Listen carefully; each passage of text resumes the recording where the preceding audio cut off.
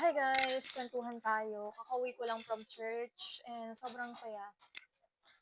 Second Sunday na nakakapag-church ako. Sana magtuloy-tuloy na to guys!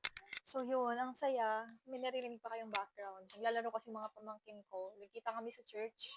Mga pamangkin ko, yung anak ng aking kapatid, and yeah, naisipan nilang dito dumiretso sa bahay. And yan, ito yung outfit ko.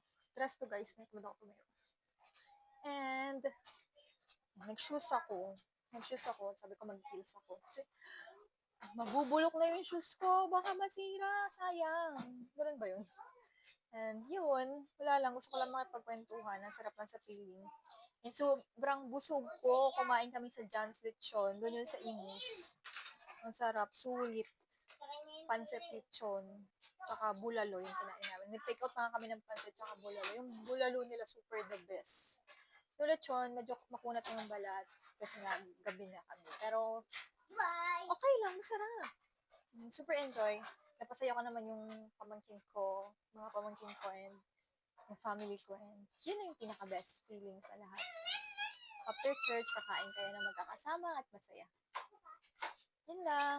Yun lang, guys. Thank you so much. And sana lahat tayo masaya ang Sunday. Thank you and God bless everyone.